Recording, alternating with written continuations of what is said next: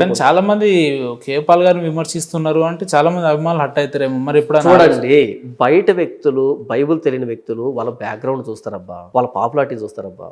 నాకు బైబుల్లో ఉన్నట్టున్నాడా లేదా అన్నది మాత్రమే చూస్తాను నేను.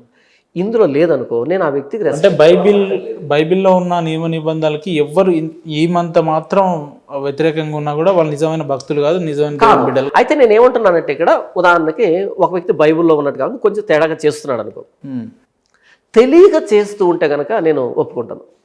తెలియదు చేస్తున్నాడని తెలుసుకునే అవకాశం ఉండి అది నీ చెవి దాకా వచ్చి ఇప్పటికే కొనసాగుతున్నావు అనుకో మార్చుకోకుండా, అప్పుడు వ్యతిరేకిస్తాను. అందరికి అన్ని విషయాలు తెలియదు బ్రదర్, కాబట్టి కొన్ని సొంత ప్రయత్నాలు చేయొచ్చు, నేనేం తప్పు పట్టను. కానీ తెలిసి కూడా తెలుసుకునే అవకాశం ఉండి కూడా స్టిల్ అందులోనే మొండి పట్టులో వెళ్తున్నావు అనుకో, అలా సమాజాన్ని భ్రష్టు పట్టిస్తున్నావు అనుకో, అప్పుడు నువ్వు మోసగాడు అవుతావు. కానీ మోసగాళ్ళు లేదంటే బైబిల్ని అడ్డు పెట్టుకొని వ్యాపారం చేసే వాళ్ళు ఉన్నారు అంటే చాలా మంది పేరు చెప్తా అంటున్నారు. అవును. కానీ జాన్ పాల్ లాంటి వ్యక్తులు నిజమైన నికార్స్ అయిన దేవుని బిడ్డలు కావచ్చు,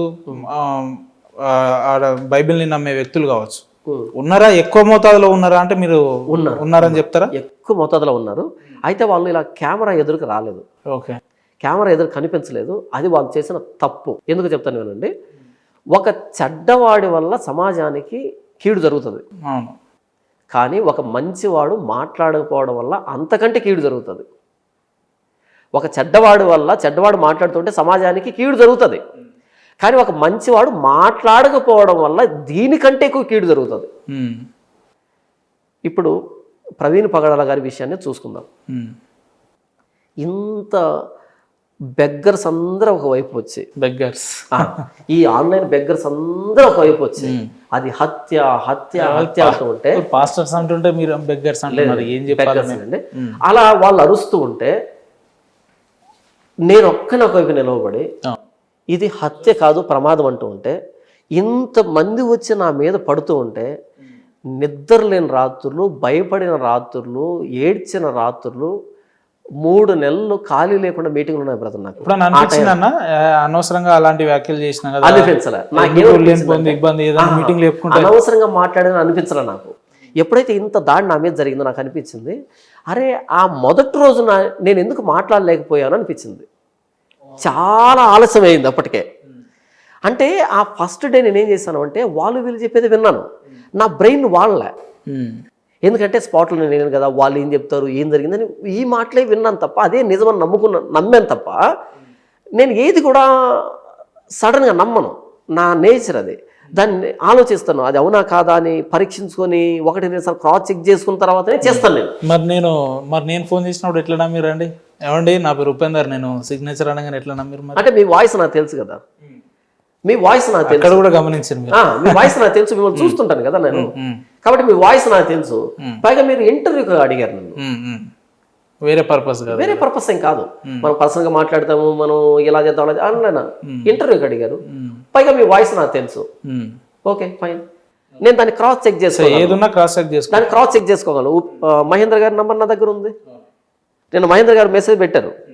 అలా ఏంటంటే క్రాస్ చెక్ చేసుకోగలను. ఒకవేళ ఏదైనా నష్టపోతే నేను నష్టపోగలను ఇక్కడ. అలా ఏంటంటే ఆ మొదటి 3 రోజులు నేను మోసపోయాను బ్రదర్. వీళ్ళు చెప్పేటువంటి ఈ తప్పుడు మాటలు విని మోసపోయాను. తర్వాత ఎప్పుడైతే నా మీద దాడి జరిగిందో ఇంత పెద్ద ఎత్తున, అప్పుడు అనిపించింది, మొదటి రోజు, 2వ రోజు, 3వ రోజు నేను ఎందుకు నమ్మాల్సి వచ్చింది, అందరిలాగా ఎందుకు ఆలోచించాను ఎందుకు నేను నా రీజనింగ్ను ఉపయోగించలేకపోయాను అని బాధ అనిపించింది. ఒకవేళ ఆ రోజే కనుక తెలుసుంటే, ఆ రోజు నుంచి వరుస పెట్టి 10 వీడియోలు చేసి ఉండేవాడిని. మీ తడాక ఏంటో చూపించాను, నా తడాక ఏంటో చూపెడతాను. ఎందుకంటే నేనున్నది నిజం వైపు, సత్యం వైపు. నేనున్నది యేసు ప్రభు పక్షాన, ఆయన కోసమే ఇదంతా చేశాను. నేను ఒకటే అడిగాను యేసుప్రభుని, యేసుప్రభువా నేను ఏ ఉద్దేశంతో దీన్ని చేశానో నీకు మాత్రమే తెలుసు, ఇంకెవరికి తెలియకపోవచ్చు. చివరికి ఇంట్లో వాళ్ళు కూడా అనుమానంగా చూశారు నన్ను. అంటే ఎందుకు ఇలా అందరితో శత్రుత్వం, ఎందుకు ఇలా చేస్తున్నావు అనేటట్టుగా. అప్పుడు అది ప్రవీణ్ పగడాల గారి ఇష్యూ అంటే మామూలు బర్నింగ్ ఇష్యూ, ఎవరు ఏం మాట్లాడినా కూడా 1 minute లో ఇప్పటికీ నా క్లోజ్ ఫ్రెండ్స్ కూడా అనుమానంగా చూస్తున్నాను. ఏది ఆడియో రికార్డింగ్లు బయటకు వచ్చి వాళ్ళ నోటితో వాళ్ళు చెప్పినప్పటికీ ఇప్పటికీ అనుమానంగా చూస్తున్న వ్యక్తులు ఉన్నారు. నాకు లేదు ఏదో తేడా అని. మనం మస్కట్కి వెళ్ళాను నేను మీటింగ్కి. మస్కట్కి వెళ్తే అక్కడ ఒక అక్క వచ్చింది, డైరెక్ట్గా ఆర్గ్యుమెంట్ అంటే గొడవ మొదలు పెట్టేసింది.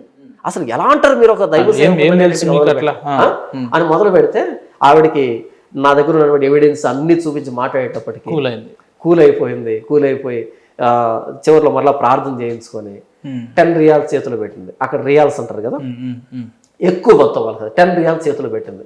మరి ఇంత గొడవ ఫైటింగ్ స్టార్ట్ చేసిన ఆవిడ ప్రార్థన చేసుకుని 10 రియాల్స్ చేతులు ఎందుకు పెట్టింది? నా ఎక్స్ప్లెనేషన్ అనేది తనకు చేరలే, నేను ఎక్స్ప్లెయిన్ చేయలే. ఎందుకో తెలుసా, అలా ఎక్స్ప్లెయిన్ చేసే క్రమంలో ఆయన్ని ఇంకా నేను తక్కువ చేయాల్సి వస్తుంది.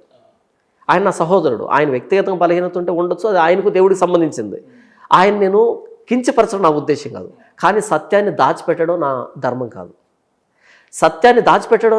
కాదు. అలాగే ఆ క్రమంలో ఆయన కించపరచడం నా ఉద్దేశం కాదు. కాబట్టి రెండు బ్యాలెన్స్ చేస్తూ నేను మాట్లాడాను. కాబట్టి నా ఎక్స్ప్లెనేషన్ అందరికి రీచ్ కాక నన్ను అపార్థం చేస్తున్నారు. ఆవిడ కూర్చోబెట్టి ఎక్స్ప్లెయిన్ చేశాను, ఆవిడ ప్రేయర్ చేసుకుంది, ఆవిడ 10 రియాల్స్ నా చేతిలో పెట్టింది. ఏం మాట్లాడలే, పిన్ డ్రాప్ సైలెంట్ అయింది, అలా కూర్చుంది అంతే. వినిపించాను, ఇదిగో చూపించాను, ఇదిగో ఇవి నా దగ్గర ఉన్న ఎవిడెన్స్, నీ దగ్గర ఏముందో చూపించన్నా, ఫినిష్. అలా కూర్చుంది. తర్వాత నేను అక్కడ 10 రోజులు ఉన్నా మస్కట్లో. మొదటి రోజు వెళ్ళినప్పుడు, రెండో రోజు ఉన్నప్పుడు అక్కడ బాగా శత్రు వాతావరణం. అంటే నా మీద ఎంత బ్యాడ్ ప్రాపగాండా చేయాలో చేసేసారు అందరు కలిసి. అందరికి అక్కడ షాక్ అయ్యాను, మన పాపులారిటీ ఇక్కడ కూడా ఉందని. ఇక్కడ ఏపీలోనే మన ఫ్యాన్ ఫాలోయింగ్ ఉంది అనుకున్నాను, కానీ ఇక్కడ కూడా ఉంది అనుకున్నా. నేను ఆ రేంజ్ లో ప్రాపగాండా చేశాను నా మీద. అసలు వాడు పాస్టరే కాదు, ఒక పాస్టర్ని ఎలా అంటాడో అలా అంటాడని ఓ రేంజ్ లో ప్రాపగాండా చేశారు. కాబట్టి ఫస్ట్ డే మీటింగ్లో నేను మాట్లాడుతూ ఉంటే ఇలా చూస్తున్నారు. అంటే తప్పక నేను చివరి రోజు వచ్చేటప్పుడు బాధపడుతున్నారు. ఒక ఆయన వచ్చి అన్నాడు, ఆయన మాట నేను మర్చిపోను, బ్రదర్ మీ గురించి విన్నటువంటి వాటిని బట్టి మనసులో బాధపడ్డాను, మిమ్మల్ని వ్యతిరేకించాను, మిమ్మల్ని కోప్పడ్డాను. అసలు మీరంటే నాకు నచ్చదు బ్రదర్, కానీ ఈ 10 రోజులు మీరు చెప్పిన మాట విన్న తర్వాత మీరు నిజాయితీ ఉంది బ్రదర్ అన్నాడు. నిజంగా ఇలాంటి మాటలు ఎన్నో ఆ రోజు వ్యతిరేకించారు కదా. రీసెంట్గా 3 రోజుల క్రిందట ఒక ఆవిడ ఫోన్ చేసింది, హైదరాబాద్ నుంచి ఫోన్ చేసింది. బ్రదర్ మరలా మీరు ఎప్పుడు మీరు హైదరాబాద్ వస్తున్నారు? ఏమ్మా ఎందుకు అంటే మిమ్మల్ని కలవాలి. ఎందుకు అంటే కలిసి క్షమాపణ చెప్పాలి. దేని గురించి అన్న. ఆ రోజు మీరు ప్రవీణ్ పగడాల విషయంలో మాట్లాడితే బ్రదర్ అంతవరకు నా మెసేజ్ వింటూ ఉంది రెగ్యులర్గా.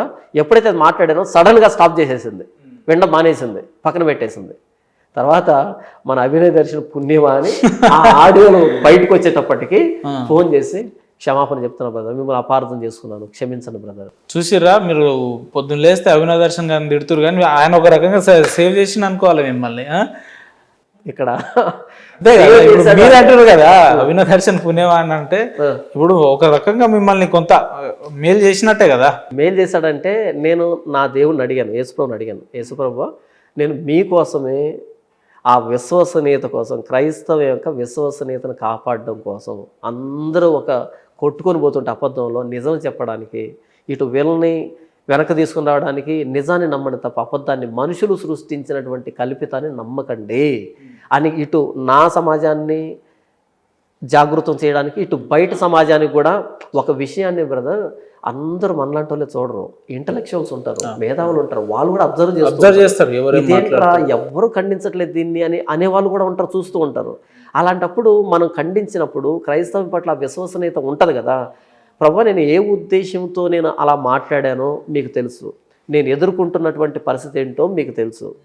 3 నెలలు ఖాళీ లేకుండా 3 నెలలు మీటింగ్లు ఉన్నటువంటి వ్యక్తిని అమాంతం కింద పడిపోయి మీటింగ్ మొత్తం క్యాన్సిల్ చేశారు బ్రదర్. టపీ మీటింగ్ క్యాన్సిల్ చేసి పడేశారు. వద్దు నువ్వు రావద్దు మా చర్చికి అనేటట్టుగా. ఎంత బాధపడ్డాను అంటే ఒకటే అనుకున్నాను, నన్ను కూలగొట్టాలి అంటే నన్ను ఆ రోజు నిలవబెట్టిన దేవుడే కూలగొట్టాలి.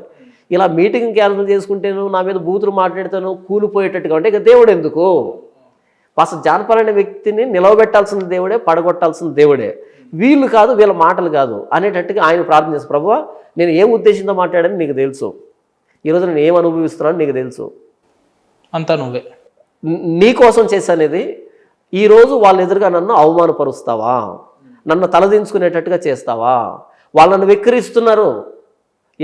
3 నెలలు మీటింగ్ని క్యాన్సిల్ చేశారని వెక్కిరిస్తున్నారు, గేలు చేస్తున్నారు.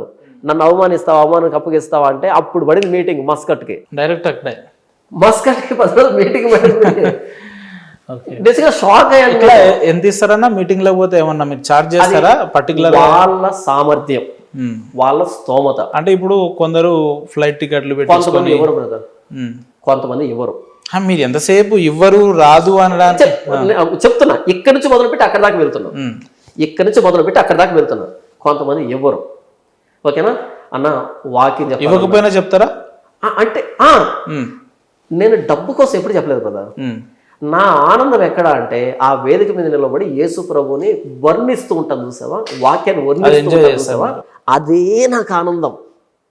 జస్ట్ భోజనం పెట్టు, మైక్ ఇచ్చేసి కూర్చో, నాకు భోజనం పెట్టు, మైక్ ఇచ్చి కూర్చో, నాకు రూమ్ కూడా ఇవ్వాల్సిన అక్కర్లేదు, ఏదో ఇక్కడ బాత్రూమ్ ఫ్రెష్ అప్ అనాల్సిన అక్కర్లేదు. నేనే 2 వాటర్ బాటిల్ తీసుకొని ఫ్రెష్ అప్ అయి వేదిక మీదకి వస్తాను. ఎందుకంటే నేను యేసు ప్రభువును ప్రకటించడంలో ఆనందాన్ని వెతుక్కున్న వ్యక్తిని. నీ ఫెసిలిటీ నాకు వద్దు. అంతేగాని మీటింగ్లకు వస్తే గంటకింత 2 గంటలకింత అసలు నన్ను అలా ఎవరు అడగరు. నా గురించి తెలిసిన వాళ్ళు నన్ను అడగరు, నేను అడగను బ్రదర్. అలా అన్న మేము కానుక ఇవ్వలేం కానీ వాక్యం చెప్తారా అన్న వాళ్ళు ఉన్నారు. అలా వెళ్ళి వాక్యం చెప్పిన సందర్భాలు కోకొల్లలు. అలాగే ఒక్క ప్రసంగానికి 40,000 రూపాయలు కానుకిచ్చిన వాళ్ళు ఉన్నారు. ఒక్క ప్రసంగం కూడా లేకుండా 1,00,000 రూపాయలు కానుకిచ్చిన వాళ్ళు కూడా ఉన్నారు. ఏమీ ఇవ్వనటువంటి స్థితి నాకు తెలుసు, హైయెస్ట్ తీసుకున్నటువంటిది నాకు తెలుసు. ఈ మొత్తం ఇక్కడి నుంచి ఇక్కడ దాకా ఎక్కడ కూడా నాకు ఇవ్వండి అని అడిగినటువంటిది నా దగ్గర లేదు. ఇలా ఏంటంటే బ్రదర్, ఏమీ ఇవ్వనటువంటి దగ్గరికి వెళ్ళాను, లక్షల్లో ఇచ్చిన దగ్గరికి వెళ్ళాను. అలాగే నా దగ్గర ఉంది అని నేను చెప్పట్లేదు, లేదు అని నేను చెప్పట్లేదు. నేను డబ్బును బట్టి ఏ రోజు వాక్యం చెప్పలేదు, పరిచయం చేయలేదు. నేను ఎన్ని చర్చిలు ఉన్నాయా, ఏమన్నా చర్చిలు ఉన్నాయా, ఎన్ని చర్చిలు ఉన్నాయి మనకు? ఒకటే చర్చ్ బ్రదర్, నాది ఒకటే చర్చ్. మొత్తం అందరు కలిస్తే 70 మంది వస్తారు లేదా 90 మంది వస్తారు, అందరూ వస్తారు. కానీ నా పల్లెటూరు కాబట్టి షిఫ్ట్లు లెక్క వస్తారు. ఈ వారం కొంతమంది వస్తే నెక్స్ట్ వారం కొంతమంది, అలా ఫ్లక్చువేట్ అవుతుంటారు. 50 మెంబర్స్ ఎదురుగా ఉంటారు. అందులో 30 మెంబర్స్ ముసలోళ్ళే, మిగతా వాళ్ళు చిన్నపిల్లలు ఉంటారు. కాబట్టి ఏంటంటే ఏం చేస్తారు? ఒకవేళ మీరు ఇందాక అన్నారు కదా 1,00,000 రూపాయలు వస్తాయి ఎగ్జాంపుల్ అని చెప్పి, ఒకవేళ అలా ఎక్కువ మోతాదులో పైసలు వస్తాయి, అంటే ఏమన్నా ఫౌండేషన్ లేదా దేవుని పేరు మీద ఏమన్నా కార్యక్రమాలు అలాంటివి ఏమైనా చేస్తుంటారా, లేదంటే ఎట్లా అవి? లేదు బ్రదర్, దేవుడి పేరిట కార్యక్రమాలు అనేవి నేను ఏదో చెప్పి అలా చేయను. కానీ నాకు ప్రేరేపణ వస్తే వాళ్ళు కష్టాలు ఉన్నారంటే నా వ్యక్తిగతంగా నేను హెల్ప్ చేస్తాను, అంతే. అంతమించి నేను అది చేస్తున్నా ఇది చేస్తున్నా చెప్పను. అయితే చేస్తాను, ఖచ్చితంగా చేస్తాను. ఎందుకంటే ఇప్పటి వరకు నేను దాదాపు చాలామంది పాస్టర్లను ఇంటర్వ్యూ చేసినాం, కానీ క్రిస్టియానిటీలో పాస్టర్ పేరుతో చెప్పబడే మీ లెక్క కూడా ఒక వ్యక్తి ఉంటాడా అని అనిపిస్తుంది నాకు. ఎందుకంటే ఎంతసేపు ఏదో ఆన్ కెమెరాలు ఏదో మాట్లాడతారు, కెమెరా బంద్ చేసిన తర్వాత వాళ్ళ వ్యక్తిగత పనులు చేసుకుంటారు. అలా కాకుండా నిజంగా దైవాన్ని నమ్మి, మీరు నమ్ముకున్న ధర్మాన్ని నమ్మి, గ్రంథాన్ని నమ్మి అట్లా ఫాలో అయ్యి అదే రూల్స్ అండ్ రెగ్యులేషన్ మీద కట్టుబడి ఉండాలంటే చాలా క్లిష్టమైన పరిస్థితి. దాన్ని అధిగమిస్తున్నారు అని అంటే సచ్ ఏ గ్రేట్. వ్యవస్థకి శత్రువు అయిన బ్రదర్. అవును, వాస్తవం. వ్యవస్థకి శత్రువు, ఎందుకంటే నిజాలు మాట్లాడుతున్నారు. చాలా మంది దాడి చేయడానికి ప్రయత్నం చేశారు. ఫోన్లలో బూతులు, ఫోన్ విపరీతంగా ఉంటుంది. బ్లాక్ చేస్తారు కదా, వాట్సాప్లో పెడతారు కదా, ఆడియో పెడతారు. ఆ రికార్డ్స్ మనం వినలేము. ఆ భాష అలా నొక్కగానే స్టార్టింగే నీ ఇక చెప్పరాని మా దగ్గర స్టార్ట్ చేస్తారు బ్రదర్. అమ్మ దగ్గర నుంచి ఇంట్లో ఎంతమంది ఆడవాళ్ళు ఉంటారో అన్ని వర్ణిస్తారు బ్రదర్. అది విన్న తర్వాత వాళ్ళు ఎవరు అనుకుంటున్నారు, మరలా మాథ్యూ, జేమ్స్, జాన్సను, లోతరు, వీళ్ళ పేర్లు నాకు అనిపిస్తుంది, ఒరే ఆ పేరైనా మార్చి తిట్టొచ్చు కదా, కొంచెం సాటిస్ఫాక్షన్ ఉంటుంది మనసులో.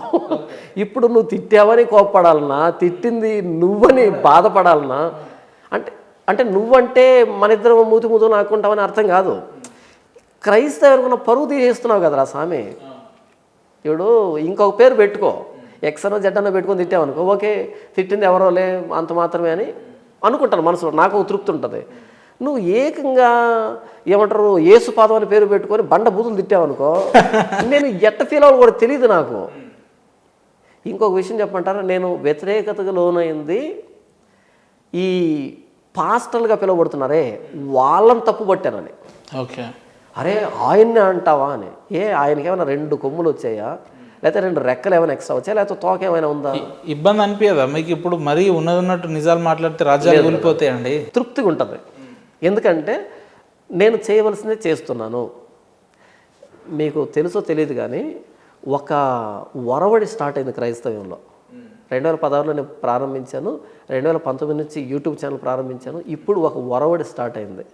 ఏంటి ఆ ఒరవడి అంటే క్వశ్చన్ చేయడం, ప్రతిదాన్ని విమర్శన ధోరణిలో, పరీక్షించే ధోరణిలో, ఇది అవునా కాదా అని ఆ బేరు వేసుకునే కోణంలో చూసేది ఒరవడి స్టార్ట్ అయింది నా దగ్గర నుంచే. ఇప్పుడు నాకు వస్తున్నటువంటి కాల్స్ ఏంటంటే, అన్న మీరు చెప్పినట్టు వాక్యం చదివితే ఏ చర్చికి వెళ్ళాలో తెలియట్లేదన్నా అనేటువంటి పరిస్థితి క్రియేట్ అయింది. నేను చెప్పినప్పటి నుంచి బైబిల్ చదవడం స్టార్ట్ చేశారు చాలామంది. బైబిల్ రిలేటెడ్ రీసెర్చ్ పుస్తకాలు చదవడం స్టార్ట్ చేశారు.